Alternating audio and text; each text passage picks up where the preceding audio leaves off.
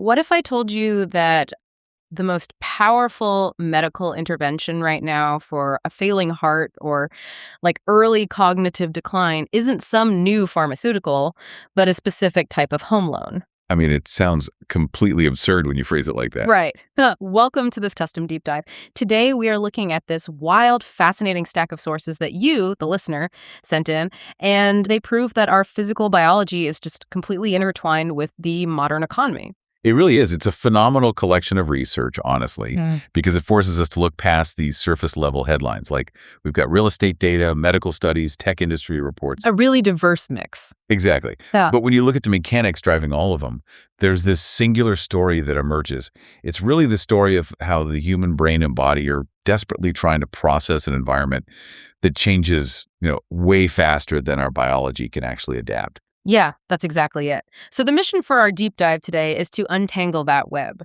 We want to figure out how the intense economic pressures of, inflation and housing are physically affecting us, why we are suddenly outsourcing our emotional regulation to algorithms, and most importantly, what the science actually says about finding solid ground amidst all this noise.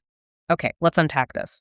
So to understand the biological stress we're seeing in these medical reports, we really have to look at the baseline environment first.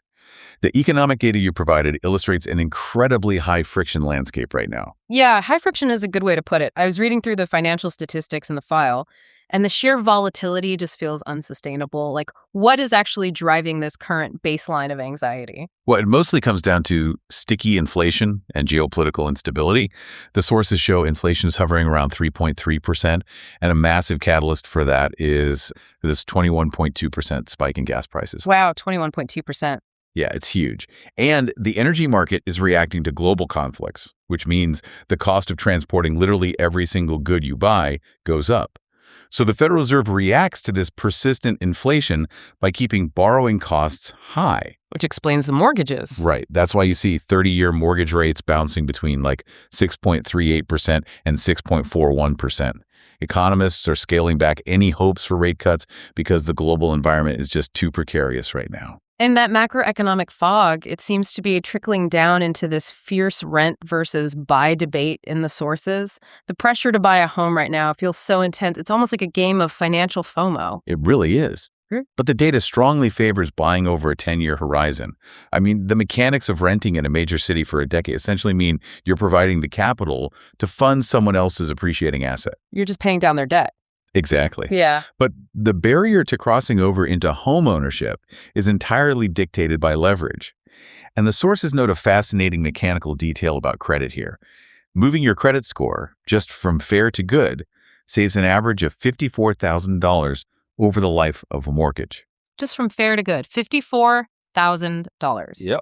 And that's because of how interest amortizes over 30 years, right? Like a fraction of a percentage point compounded over decades literally equals the price of a luxury car. It's staggering when you look at the math. It is. But I actually have to push back on this idea that the housing market is a safe harbor once you actually get into it. Because based on the reports, stepping into the current real estate market feels less like building a foundation and more like, I don't know, stepping up to a high-stakes roulette wheel. Interesting. What specific indicators are giving you that impression? Well, just the sheer chaos of the inventory strategies right now. You've got home builders suddenly slashing prices just to move units off their balance sheets.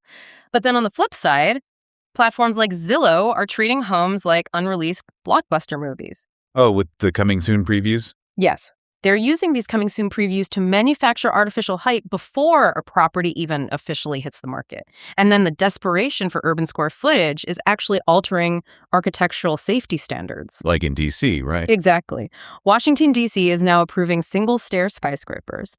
They are literally sacrificing the traditional two-stairwell safety layout just to maximize rentable square footage and a tight footprint. Which is wild. And add to that the cybercrime statistics in the file. Real estate fraud just hit $275 million. Wow.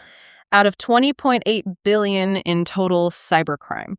People are wiring their down payments straight to sophisticated spoofing accounts. I mean, the home is supposed to be our ultimate security, but right now it feels like our biggest liability. Yeah, if we connect this back to the bigger picture, you're describing a state of chronic vigilance. The process of securing shelter has become an extreme psychological stressor. But The research in your sources presents a fascinating counter-narrative for people who already own their homes, particularly seniors. Right. It suggests that a financial product tied to that home can function as a literal medical intervention. Okay, you are talking about the book by Kim and Ray Getstad included in the stack. I am. It's titled One Reason to Not Get a Reverse Mortgage, which is incredibly ironic. I read through it, and despite the title highlighting, one specific cautionary scenario, their entire thesis is that reverse mortgages are essentially life-saving tools. What's fascinating here is the underlying biological mechanism they detail. Mm. We tend to view financial stress as purely psychological, right? Like it's just something you worry about. Yeah, just in your head. But it is deeply physiological. When a senior is living on a fixed income and struggling to meet a monthly mortgage payment in this inflationary environment, their body enters a state of allostatic overload. Okay. The brain perceives a threat to survival, basically losing shelter, and continuously dumps cortisol into the bloodstream. And chronic cortisol is just catastrophic for the body over time. Precisely. The sustained presence of stress hormones pulls blood away from the digestive tract, which degrades the gut microbiome. Mm. It raises blood pressure, putting intense mechanical strain on the heart. And it literally accelerates the atrophy of tissue in the hippocampus, which is the part of the brain responsible for memory. Wow. So financial insecurity actually accelerates the biological aging process. That is terrifying. But okay, let me challenge the Getstad's premise here for a second. We just established that the market is wobbling and interest rates are sitting over 6%. Telling a senior to take out a reverse mortgage, which, let's be clear, is essentially a loan against their equity that accrues interest, it feels like trying to put out a fire by throwing a grenade into the room. I can see why it looks that way on paper. Right. Like Right. Mechanically, how does more debt alleviate the problem? You have to look at the immediate mechanical shift in the borrower's day-to-day life. A standard mortgage requires you to pay the bank every single month. A reverse mortgage flips that flow of capital entirely. You access the equity you've built up, and you are no longer required to make a monthly mortgage payment. Now, yes, the loan balance does grow over time, and it eventually has to be settled when the homeowner moves or passes away. But the immediate triage is profound. Because the pressure is off? Exactly. The day that monthly payment vanishes, the financial terror lifts. The amygdala stops signaling a threat. Cortisol levels plummet. The nervous system literally shifts from fight or flight back to rest and digest. The Getstads argue that this structural financial change stops the accelerated aging process cold. That is wild. You are leveraging the equity in your drywall to literally protect your heart and brain tissue from stress-induced degradation. That just reframes wealth management entirely. I mean, it's not about preserving capital for an estate anymore. It is preventative medicine. Exactly. But, that solution requires decades of accumulated equity. Younger generations, the ones who are renting and absorbing that 3.3% inflation without any financial escape hatch, they're facing the exact same biological stress, but without the safety valve. And the sources suggest their nervous systems are simply shutting down. Yeah, the clinical term for this response, which the medical text in the file explore, is emotional flooding. Oh, right. And the analogy they used in the sources to explain how this works mechanically is just brilliant. It really is. They said emotional flooding is like your brain's Wi-Fi signal dropping out during a severe storm. That's a perfect way to visualize it. Yeah, so your amygdala detects an overwhelming threat like, say, an argument with a partner or an unexpected medical bill, and it essentially hijacks the system. It overrides the prefrontal cortex, which is your logic center. So you are physically in the room, but your cognitive processing just goes completely offline. And it is an evolutionary defense mechanism. When the nervous system is overloaded by complex, unresolvable friction, it shuts the higher order processing down to conserve energy. Makes sense. The problem is that human beings require external regulation to come back online. We need connection. But because human connection involves the risk of judgment or, further conflict, people are actively seeking out a frictionless alternative. Which brings us to the chatbots. Right. We see this in the striking data point regarding mental health from the stack. 13% of young people are now utilizing AI chatbots for therapy. That statistic stopped me in my tracks. 13%. Now, logically, I understand the surface appeal. I really do. A large language model is available at 3 a.m. It costs practically nothing, and it will never, ever judge your life choices. Zero judgment. But I have to question the efficacy here. Like, can a predictive text algorithm actually provide psychological regulation? Or are people just screaming their traumas into a digital void? This raises an important question about the mechanics of validation. Why does human therapy actually work? Because of the human element, right? It works largely because of friction. Yeah. You sit across from another conscious being, you expose your flaws, and you experience the profound relief of being perceived and accepted anyway. Perceive, that's the key word. Exactly. A chatbot does not perceive you. Mechanically, an AI is just analyzing your prompt and predicting the mathematically optimal sequence of words to output based on its training data. It is a simulation of empathy. It's just mimicking us. Right. It might successfully de-escalate a moment of emotional flooding by providing a calm, neutral response, sure. But we are actively experimenting with outsourcing our deepest vulnerabilities to machines that possess zero capacity to care. And this desire for a frictionless reality, it isn't confined to our mental health either. The sources show artificial intelligence rapidly devouring the physical world, too. Oh, absolutely. I was struck by the milestones in the reports, like an AI-run retail store opening in San Francisco with absolutely no human employees. Just cameras and sensors. Yeah. You just walk in and the system tracks and charges you seamlessly. Even physical apparel companies are pivoting. Allbirds, the brand famous for those eco-friendly wool sneakers, is reportedly shifting resources towards servers and AI infrastructure. Yeah. Like, what is driving this massive physical expansion into tech? It all comes down to compute power. The large language models acting as therapists or managing retail inventory, they require a staggering amount of physical infrastructure.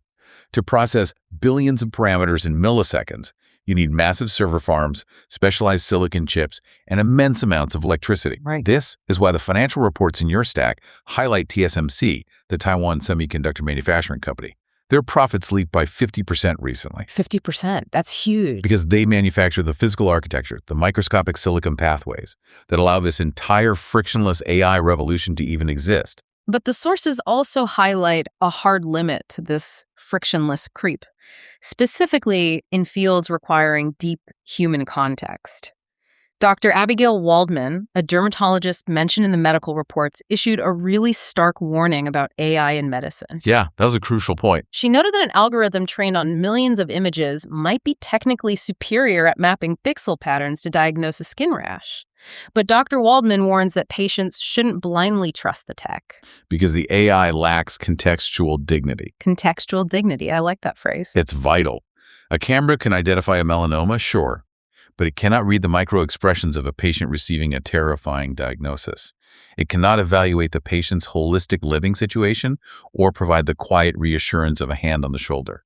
Medicine is an art of human context, not just data extraction. Right, the algorithm just doesn't know how to read the room. And this lack of context is creating chaos in our broader culture, too. I mean, the reports cover how the tech landscape is generating pure unreality right now. Yes, the cultural impact is immense. You have Sam Altman's home becoming this bizarre epicenter of both aggressive tech worship and intense anti-AI protests. And then there is the phenomenon of synthetic media. The memes. Right. There was an entirely AI-generated, hallucinated meme of a Trump Jesus that recently went viral. It completely bypassed people's critical faculties and even prompted a massive public reaction from figures like Joe Rogan. And, looking at this purely as an observation of our media landscape, just analyzing the sources here, it is staggering. It really is.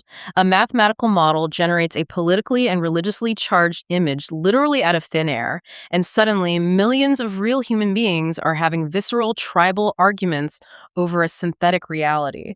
We are just reporting on the chaos here, but the ground feels like it is constantly shifting beneath our feet. It creates a powerful feedback loop of unreality. I mean, think about it. When your economic foundation feels precarious, your therapy is outsourced to code, your retail experience is automated, and your media diet consists of synthetic hallucinations, the human nervous system struggles to orient itself. How could it not? Exactly. We are stripping away the friction of reality, but that friction is often the very thing that grounds us and gives us a sense of place. Okay, we have mapped out a rather intense landscape so far. We have an economy that keeps our cortisol elevated, nervous systems short-circuiting into emotional flooding, and an AI revolution that is aggressively altering the fabric of reality. But here's where it gets really interesting. Oh, this is my favorite part. Hidden in the medical research you provided is the most surprising, hopeful data point of this entire deep dive. Science dictates that the happiest chapter of human life is actually middle age, your 40s and 50s. It completely dismantles the cultural trope of the midlife crisis. We expect this period of existential panic and impulsive behavior, but the neurological data demonstrates the exact opposite. But how does that work mechanically? Because logically, middle age is when physical ailments start creeping in and financial responsibilities like those mortgages we talked about and aging parents, they're at their absolute peak. Why would the brain register this as the peak of happiness? It is a profound neurological shift. As we transition through our 30s into our 40s and 50s, the prefrontal cortex becomes highly integrated, and the amygdala's reactivity to negative stimuli actually decreases. So it just calms down. Yes. Mechanically, the brain becomes less responsive to perceived slights and abstract threats. That frantic evolutionary drive to prove oneself and secure a place in the social hierarchy begins to fade. What we casually call wisdom is actually a biological capability. Wait, really? Yes, it's the ability to hold multiple conflicting truths at once without triggering an allostatic stress response. Wow. If we connect this back to everything we've discussed today, it suggests that as we age, we don't necessarily fix the chaos of the world. We just develop the neurological hardware to tune out the noise. We realize that fluctuating mortgage rates and hallucinated chatbots are just weather. They are not the climate of our inner lives. We finally learn how to just ignore the blinking warning lights on the dashboard. Exactly. And part of that very human experience is how we navigate the maintenance of our physical bodies as we age, which the sources highlight with some highly relatable health insights. For instance, the medical reports address the sluggish metabolism that hits in middle age. The instinct is to blame the calendar, right? Naturally. But the doctors point out that the primary culprit is actually a drop in neat non-exercise activity thermogenesis. It is a brilliantly simple mechanism. It isn't just about your time in the gym. It's the energy you burn doing mundane things like walking to the store, pacing while on the phone, or just doing yard work. Or little movements. Right. As we age, our environments often become more sedentary. We sit more. So the prescribed medical intervention isn't some complex biohack. It is simply finding ways to inject friction and movement back into your daily routine. And speaking of biohacks, the stack included a fascinating look into the beauty supplement industry. Dermatologists and dietitians are apparently locked in a fierce debate over the mechanics of skin and hair supplements, specifically collagen versus biotin. The debate really centers on how the body processes these compounds. Biotin is a B vitamin that functions as a coenzyme, right? It supports the infrastructure of keratin, which is the protein that makes up hair and nails. Okay. Collagen, on the other hand, is the actual structural protein of the skin. So when you ingest collagen powder, you are providing your body with peptides, the amino acid building blocks. You're hoping your digestive system breaks them down and reassembles them in your skin to improve elasticity. So it's basically a massive industry built on our desire to outsmart biological time. Pretty much. We are debating which expensive powder will chemically persuade our skin to act young again. And finally, my absolute favorite detail from the sources, a dietitian's experiment with a 1-week sugar detox. She wanted to observe the biological impacts of removing added glucose. The mechanics of glucose withdrawal are intense. The human brain relies heavily on glucose for energy. Yep. So when you abruptly cut off a high-sugar diet, the brain experiences a sudden deficit, leading to erratic fluctuations in neurotransmitters like dopamine and serotonin. And the results were highly predictable. Her physical body survived the detox just fine, but the abrupt drop in dopamine meant her mood absolutely cratered. Oh, I bet. The source noted that her innocent coworkers were the ones who truly suffered through the experiment. That is hilarious. It is, but it's also a funny but vital reminder. We are not servers processing code. We are biological creatures heavily influenced by glucose levels, physical movement, and the environment around us.